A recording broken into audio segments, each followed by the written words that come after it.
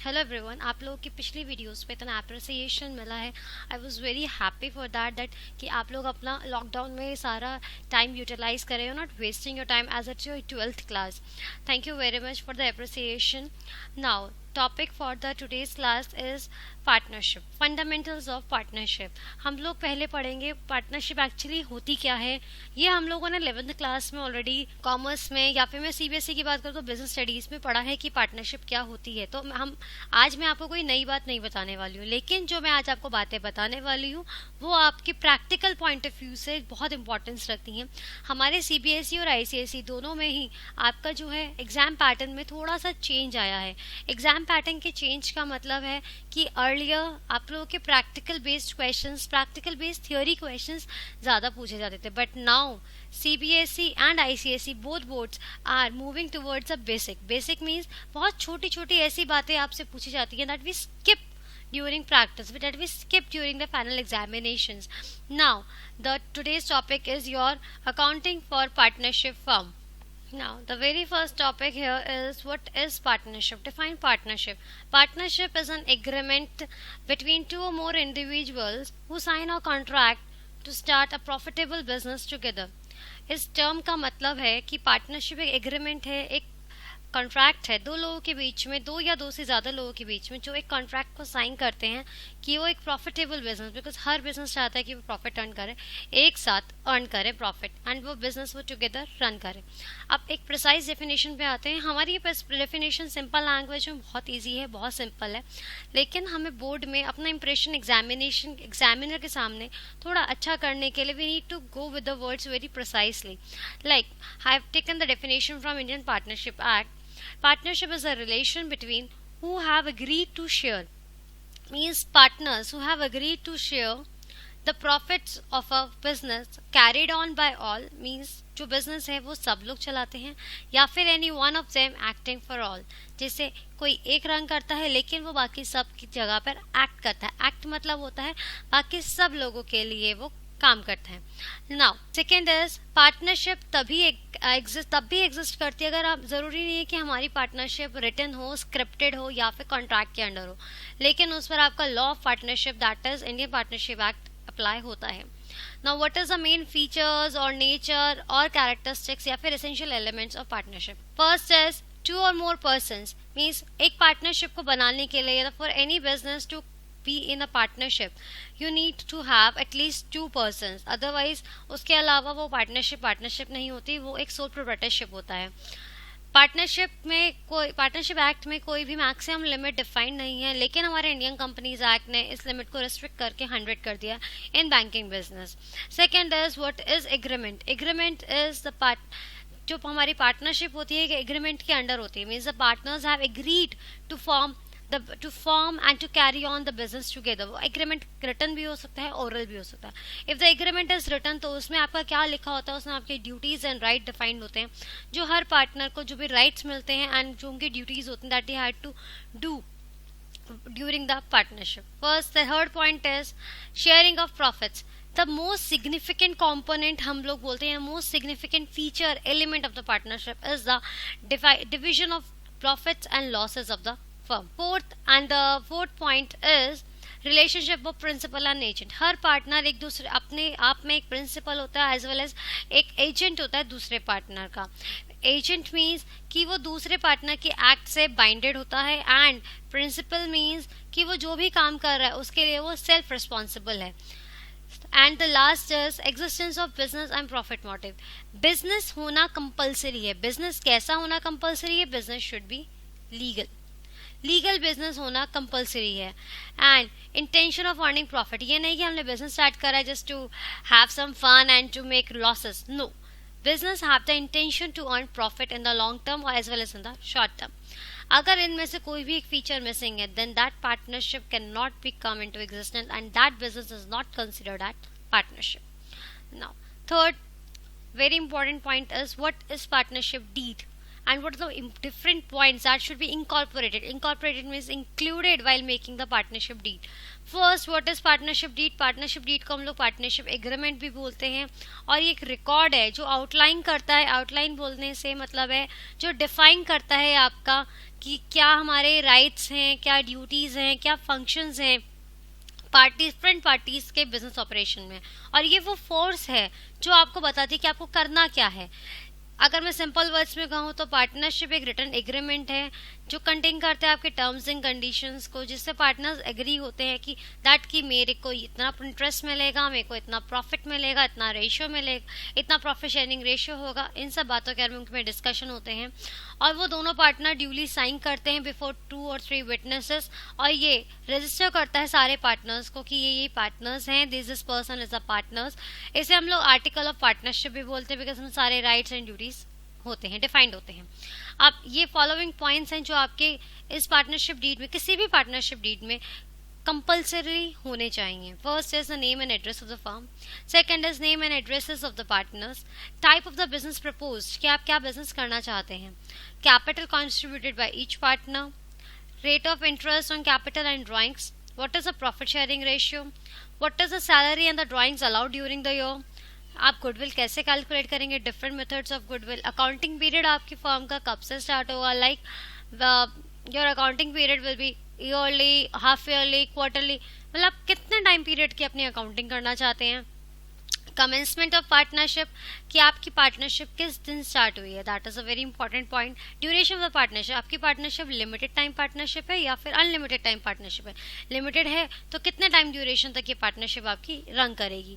Next is the name of the signing authority, means कि अगर आप अपनी कंपनी का बैंक अकाउंट खुलवाते हैं या फिर कंपनी किसी भी दूसरी आपकी पार्टनरशिप किसी भी दूसरी फर्म के साथ या किसी भी दूसरे बिजनेस के साथ कोई नया कॉन्ट्रैक्ट साइन करते तो उसमें कौन आपका साइनिंग अथॉरिटी होगा, who will be the responsible person to sign all the necessary documents, क्या रूल्स एंड रेगुलेशंस फॉलो होंगे अगर कोई पार्टनर हम बिजनेस में एडमिट करते हैं, या फिर क्या रूल्स एंड रेगुलेशन आपके फॉलो होंगे अगर बिजनेस में कोई पार्टनर रिटायर होता है या फिर बिजनेस एंड होता है। Now the next question is what is the importance of partnership deed, इस डीड की क्या जरूरत है। इट इज नॉट नेसेसरी कि आप ये पार्टनरशिप डीड बनाएं, लेकिन इसकी कुछ सर्टेन इंपॉर्टेंसेस हैं। फर्स्ट, ये हमारे ड्यूटीज, राइट्स, हमारे लायबिलिटीज सब कुछ हमें डिफाइन करती हैं।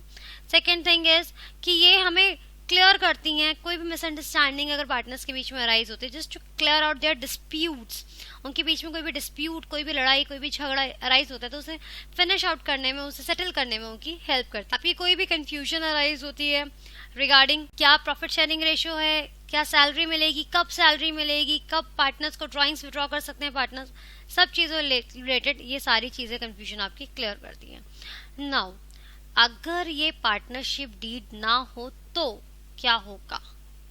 Yes, if in case certain partners या some partners decided that कि हम तो नहीं बना रहे पार्टनरशिप डीड, स्टैम्प लाओ, स्टैम्प पेपर पे सब करो, रजिस्टर करो, इतने चक्कर, sorry we don't have the time for that.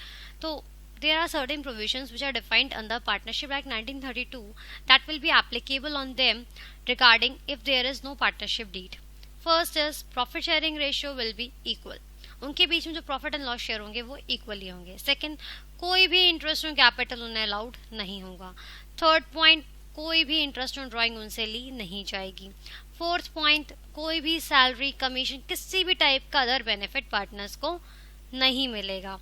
Fifth point, interest on loan, अगर पार्टनर कोई लोन बिजनेस को देता है, फर्म को देता है, तो उस पे उस पार्टनर को 6% पर एनम इंटरेस्ट लेने का पूरा राइट है। And the last point is कि अगर कोई आपके बिजनेस में न्यू पार्टनर आता है तो विदाउट पार्टनर्स कंसेंट, मतलब सारे पार्टनर्स की आपसी सहमति के बिना वो पार्टनर बिजनेस में एडमिट नहीं हो सकता। नाउ मैंने लास्ट में एक इम्पॉर्टेंट पॉइंट लिखा है, ये important point actually very important है कि इसमें ये लिखा है कि ऑल द पॉइंट्स जो भी मैंने ऊपर मेंशन करे हैं हमने, अप्लाई एज इट इज, सारे points as it is apply होंगे, बट अगर पार्टनर्स इन प्रोविजंस को चेंज करना चाहे तो they can change by the common consent. Common consent means सब पार्टनर्स की आपसी सहमति से ये पॉइंट्स में वेरिएशंस आप कर सकते हैं, चेंजेस। अब ये हमारा था theoretical part. Let's start with the practical part which is very important because theoretical part अगर हमारा 5 मार्क्स का आता है तो प्रैक्टिकल पार्ट इस क्वेश्चन से आई सपोज 20 और 15 marks. Very important chapter in my point of view. First is what is the accounting treatment of partnership. अब हमने मैम आपने बता दिया कि पार्टनरशिप क्या होती है, कैसे बनती है, क्या करना है, नहीं है तो भी क्या करना है, लेकिन इसकी रिकॉर्डिंग कैसे होगी, ट्रांजैक्शन हम प्रॉफिट कैसे डिस्ट्रीब्यूट करेंगे, उन्हें सबको कैसे दिखाएंगे.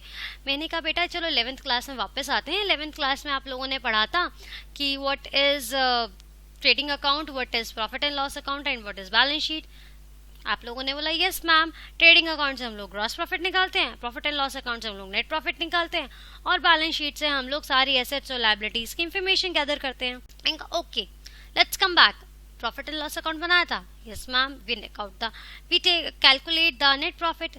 सो नेट प्रॉफिट तो निकाल लिया, लेकिन अब ये नेट प्रॉफिट दो या दो से ज्यादा लोगों में बटेगा, because according to partners, number of partners, profit उनके अकॉर्डिंग ही बटेगा जो उनकी पार्टनरशिप प्रॉफिट शेयरिंग रेशियो होगी. So here the accounting for partnership starts after preparation of profit and loss account, but it ends before the preparation of balance sheet.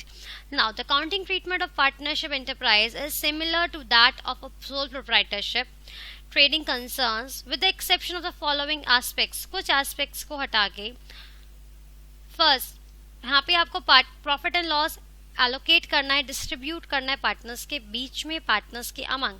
Second is you need to maintain partners capital account. And third, you need to reconcile the wrong appropriations of gains in the profit. अगर आपने past में, previous years में कुछ accounting में mistake कर दी कि आपने कोई रेट 10% लेना तो यू हैव टेकन इट 8% और यू हैव टेकन इट 9%, तो you need to correct that appropriations, you need to correct that things and you need to reconcile the same. Reconcile means you need to merge the same things in your current year as well. So पहला हम लोग लेते हैं कि हम लोग profit को कैसे एलोकेट करेंगे. आज का हमारा टॉपिक यहीं तक रहेगा कि हम लोग profit and loss appropriation account कैसे बनाएं, हम लोग प्रॉफिट एंड लॉस को पार्टनर्स के अमंग कैसे डिस्ट्रीब्यूट करें, ये क्या होता है, कैसे बनता है. डोंट वरी, आज मैं सिर्फ इसका थियोरेटिकल रिविजन कराऊंगी आपको, सिर्फ थियोरेटिकल डेमो दूंगी इसके बारे में. And the next video I will be explaining you about the practical portion of this chapter of this topic by taking one question, and then after we'll be solving that question and we'll see how it affect our profit and loss appropriation account. Now first is जितने भी transactions हमारे partnership firm के होते हैं उन्हें हम as a the same manner में record करते हैं as they are recorded in sole proprietorship. कोई चेंज नहीं होता, वही एंट्रीज होती हैं जो हम लोगों ने 11th क्लास में पढ़ी हैं. मगर सिर्फ एक डिफरेंस होता है, वो होता है प्रॉफिट एंड लॉस के डिस्ट्रीब्यूशन का. इसके लिए हम लोग एक नया अकाउंट ओपन करते हैं, profit and loss appropriation account. इसमें सिर्फ आपकी पार्टनर्स के डिविजन से रिलेटेड जो हम लोग बेनिफिट्स पार्टनर्स को देते हैं, सिर्फ उससे रिलेटेड बातें होती हैं. उनको इंटरेस्ट ऑन कैपिटल मिलता है, इंटरेस्ट ऑन ड्राइंग उनसे लिया जाता है, उन्हें सैलरी दी जाती है, उन्हें प्रॉफिट दिया जाता है, उनसे लॉस लिया जाता है. In that case all the things are come under profit and loss appropriation account. It should not be confused with typical profit and loss account. It is rather seen as an extension of it. Means ये उसका एक second part होता है, means below the line part होता है. वहाँ तक हम लोग profit and loss account तक हम लोग अपने business के general expenses record करते हैं, जो कि हर business में होता है, चाहे वो एक कंपनी है, चाहे वो एक HUF है, चाहे वो एक ट्रेडिंग कंसर्न है, चाहे वो एक सोल प्रोप्राइटरशिप है, या वो किसी भी टाइप का बिजनेस है. लेकिन profit and loss appropriation account आपका सिर्फ और सिर्फ पार्टनरशिप कंसर्न्स के केस में बनता है. That is what is an extension to profit and loss account. Now profit and loss appropriation account का format, this is a format of profit and loss appropriation account. Profit and loss appropriation account format बिल्कुल same है जो आप लोगों ने profit and loss account का पढ़ा, तो कोई चेंज नहीं. फॉर द ईयर एंडेड, जब आपका ईयर एंड होता है generally it is 31st March 2000. Suppose this year ends on 20, so we'll write 31st March 2020. Here debit side we had particulars, credit side also we had particulars. On the debit side we'll be having two profit and loss account, और यहाँ भी by profit and loss account. ये दो कैसे आ गए ma'am? First जो हमारा profit and loss account जो हमारा डेबिट साइड लिखा है, इसका मतलब है नेट लॉस जो कि ट्रांसफर होता है आपका प्रॉफिट एंड लॉस अकाउंट से. अगर प्रॉफिट एंड लॉस अकाउंट का ओपनिंग बैलेंस लॉस में है तो आपको ये इसे डेबिट साइड लिखना पड़ेगा. अगर प्रॉफिट एंड लॉस अकाउंट का ओपनिंग बैलेंस क्रेडिट में है, means we had profit, that's why then after we will write the balance over here, that is on the credit side.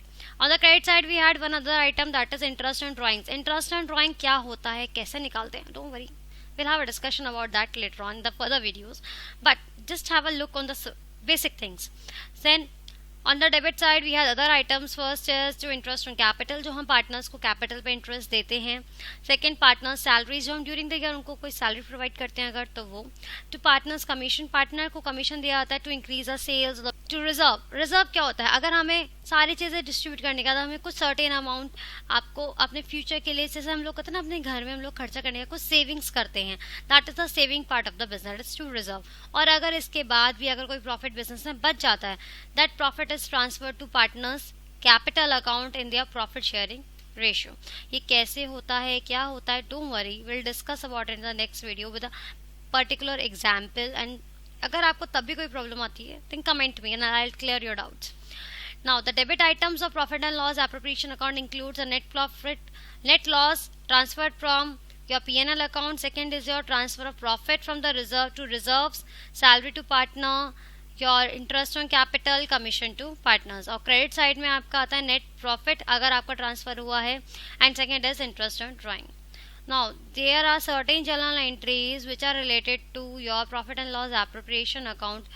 Now, what is, ma'am general entries क्यों बता रहे हैं आप, जहाँ हमने लेजर सीख लिया तो अभी मैं जर्नल एंट्रीज इसलिए डिस्कस कर रही हूँ because in the time duration, in the course of time हमने ये नोटिस किया है कि आपको जो CBSE और ICSE बोर्ड है, इन्होंने आपके अपने एग्जामिनेशन पैटर्न में थोड़ा सा चेंज किया है. एग्जामिनेशन पैटर्न के चेंज का मतलब है कि इन्होंने 2-3 सालों से they had decided let's make the paper more tricky for the students. Tricky means ledger तो इजीली बन जाता है, it won't take much time, but the journal entry part it takes time. How it takes time? First is for allowing interest on capital. आप लोगों ने अभी ऊपर देखा था कि इंटरेस्ट ऑन कैपिटल आपके बिजनेस के लिए एक्सपेंस है बिकॉज ये यहाँ पे डेबिट साइड में है. In the same way interest on capital जब आप चार्ज करते हैं, that comes on interest on capital account debit because it's an expense. ये इंटरेस्ट है और ये पार्टनर्स को मिलता है, तो पार्टनर्स कैपिटल अकाउंट क्रेडिट हुआ है. नेक्स्ट, इस जब अकाउंट को क्लोज करेंगे हम लोग, इसे P&L एप्रोप्रिएशन में ट्रांसफर करेंगे, तो P&L एप्रोप्रिएशन के डेबिट में आया है, तो P&L एप्रोप्रिएशन अकाउंट आपका डेबिट हुआ है. To interest on capital account, interest on capital account आपका क्रेडिट हुआ है. इन द सेम वे इसका रिवर्स होता है आपका interest on drawing. Interest on drawing business के लिए इनकम होती है.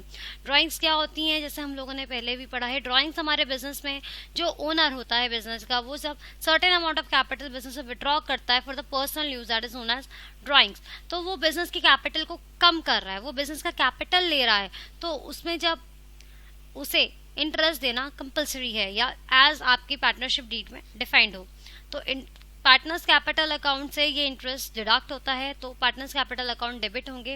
And to interest on drawings, same way here interest on drawing is an income for the business, तो P&L एप्रोप्रिएशन अकाउंट क्रेडिट हुआ है and interest on drawings account debit हुआ है.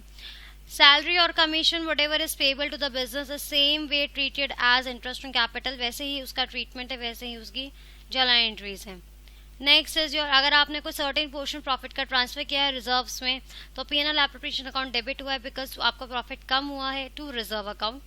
और उसके बाद जो आपका प्रॉफिट बच जाता है उसको डिस्ट्रीब्यूट करने के लिए P&L appropriation debit to partners account in the profit sharing ratio. और अगर लॉस है तो P&L एप्रोप्रिएशन अकाउंट क्रेडिट हो जाएगा. अब मैम डिफरेंस क्या होता है P&L appropriation and P&L account? Difference number 1 is purpose.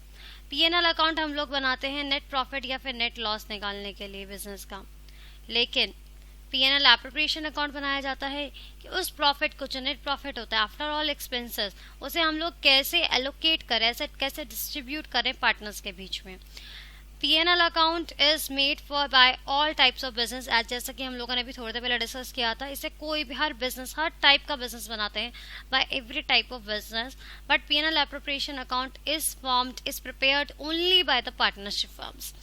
P&L account का कोई ओपनिंग बैलेंस नहीं होता है, सिर्फ ग्रॉस प्रॉफिट होता है. इसमें ओपनिंग बैलेंस हो सकता है अगर आपने पार्टनर्स में वो प्रॉफिट डिस्ट्रीब्यूट नहीं किया, तो वो P&L एप्रोप्रिएशन अकाउंट की ओपनिंग में आ जाएगा. प्रॉफिट एंड लॉस अकाउंट कब प्रिपेयर किया जाता है? It is prepared after trading account, but P&L appropriation account is prepared after profit and loss account. Nature, इसमें आप सारे एक्सपेंसेस डेबिट करते हैं जो कि चार्ज होते हैं प्रॉफिट के against.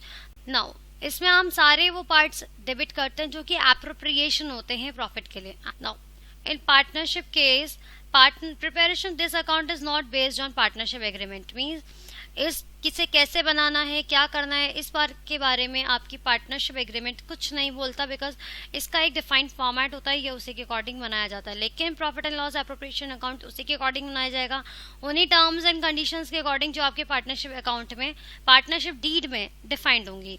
Principal, profit and loss account is based on the principle of matching principle, that means जिस ईयर के एक्सपेंसेस हैं उसी ईयर के इनकम्स होने चाहिए, बट मैचिंग प्रिंसिपल आपकी profit and loss appropriation account में फॉलो अप नहीं होती। अब हमारा नेक्स्ट टॉपिक आता है what is charge and appropriation out of profit. Charge is basically your deduction of any amount from the revenue of the business. Revenue means from the income of the business to reach या to calculate net profit or loss. वो खर्चे अगर आपको loss हो तब भी आपको record करने हैं, आपको प्रॉफिट हो तब भी आपको रिकॉर्ड करने हैं। लेकिन एप्रोप्रिएशन होता है basically the distribution of profit, सिर्फ प्रॉफिट डिस्ट्रीब्यूट होगा, लॉस डिस्ट्रीब्यूशन के केस में ये खर्चे रिकॉर्ड नहीं होते। रिकॉर्डिंग, चार्ज वाले एक्सपेंसेस आपके सिर्फ प्रॉफिट एंड लॉस अकाउंट में आते हैं और एप्रोप्रिएशन वाले एक्सपेंसेस आपके profit and loss appropriation account में आते हैं। Required or not, required means is it mandatory, is it required, compulsory to record all the changes? Yes, in case of charge it is compulsory to record all the changes, all the expenses. Even in the case of loss, for example you need to pay the EMI of the loan to the bank, तो अगर आपके पास loss है तो आप bank को ये नहीं बोल सकते कि मेरे को लॉस हुआ है बिजनेस में और I will not be able to pay your EMI, your instalment, but the bank will say I don't care about your loss, I had given you the money, then return my money on the time decided. Bank कहेगा मुझे इस बात से कोई concern नहीं है कि आपको लॉस हुआ है या आपको प्रॉफिट हुआ है, मैंने आपको लोन दिया है और मुझे उस पर्टिकुलर टाइम पे मुझे मेरी EMI, मेरी प्रिंसिपल प्लस इंटरेस्ट का अमाउंट वापस चाहिए। तो दैट EMI पार्ट जो हमारा लोन वाला पार्ट है वो हमारे लिए क्या है, चार्ज है। एप्रोप्रिएशन, अगर हमें बिजनेस में लॉस हुआ है तो हम पार्टनर्स को सैलरी भी नहीं देंगे, हम पार्टनर्स को इंटरेस्ट ऑन कैपिटल भी नहीं देंगे, बिकॉज पार्टनर्स को भी पता था कि हमें लॉस हुआ है तो हम बिजनेस से खर्चे नहीं करवा सकते। तो that is your appropriation. Now example, interest on partners loan and rent pay to the partner by the firm. Partnership के पॉइंट ऑफ व्यू से आपके दो ही एक्सपेंसेस हैं जो आपके चार्ज कंसिडर किए जाते हैं। पहला, interest on partners loan on rent pay to the partners, and appropriation के पॉइंट ऑफ व्यू से तो आपकी कमीशन है, सैलरी है, इंटरेस्ट ऑन कैपिटल है, इंटरेस्ट ऑन ड्राइंग्स है, ये सब आपके एप्रोप्रिएशन कंसिडर किए जाते हैं। Now there are certain points which are to be consider, which are to be taken care of while preparing profit and loss appropriation account. First is interest on capital, आपका सिर्फ opening capital पे निकाला जाता है। अगर आपको opening capital, that is a capital on the starting of the year which is generally 1 अप्रैल, जो आपकी कैपिटल होती है आपकी ईयर की स्टार्टिंग में, जो कि आपकी जनरली है 1 अप्रैल, उस दिन अगर आपको कैपिटल गिवन नहीं है तो आप इस गिवन फॉर्मूले से उस कैपिटल को कैलकुलेट कर सकते हैं। That is closing capital plus drawings minus share of profit, अगर आपको आपके प्रॉफिट का शेयर मिल चुका है तो minus additional capital. Second, interest on capital हम लोग सिंपल इंटरेस्ट के फॉर्मूले से निकालते हैं, जैसे कि हम लोग सिंपल इंटरेस्ट निकालते थे principal into rate into time, तो ये इस तरह से टाइम बेसिस पे निकाला था। अगर आपका टाइम ड्यूरेशन, आपका कैपिटल आपने अपने बिजनेस में 10 महीने तक इन्वेस्ट किया है तो आप लोग जो इंटरेस्ट निकालेंगे कैपिटल पे वो 10 मंथ्स के लिए निकालेंगे, that is multiply by 10 and divide by 12। Third point is interest on drawing जो है हमारा वो कैलकुलेट किया जाता है सेम मेथड पे जैसे हम लोग इंटरेस्ट ऑन कैपिटल निकालते थे, सिंपल इंटरेस्ट मेथड पे, बट इसमें हम लोग टाइम अपना एवरेज बेसिस पे 6 मंथ्स का लेते हैं। अगर हमें ड्यूरेशन ऑफ ड्राइंग्स कि हमने ड्राइंग्स कब की हैं या कब तक के लिए की हैं, अगर वो हमें गिवन नहीं है तो इसमें हम लोग अपना टाइम ड्यूरेशन को एवरेज 6 मंथ्स लेते हैं। Fourth point is manager commission हमारा चार्ज होता है प्रॉफिट के अगेंस्ट, इसीलिए उसे प्रॉफिट और लॉस अकाउंट में दिखाया जाता है। अगर हमें कुछ भी गिवन नहीं है कि मैनेजर कमीशन कैसे कैलकुलेट करना है, किस चीज़ पे कैलकुलेट करना है, तो हम लोग उसे प्रॉफिट पे कैलकुलेट करेंगे जो हमें क्वेश्चन में गिवन होगा। और इसी के रिगार्डिंग हम लोग एक वर्किंग नोट में इंपॉर्टेंट नोट डाल के उस पॉइंट को मेंशन कर देंगे कि that nothing is given, that is why हम लोगों ने मैनेजर कमीशन को प्रॉफिट पे कैलकुलेट किया, जिससे कि एग्जामिनर जब कॉपी चेक करे हमारी तो उसे भी कंफ्यूजन ना हो और आपके मार्क्स भी नहीं डिडक्ट हो। 6th point and the last point is interest on partners loan और रेंट पेड टू पार्टनर, जो हमारा चार्ज है इसीलिए उन्हें भी सेम वे ट्रीट किया जाएगा जैसे हम लोगों ने मैनेजर कमीशन को ट्रीट किया था। In case you had any confusion, just comment me in the comment section, and so till then take care and stay healthy. Thank you.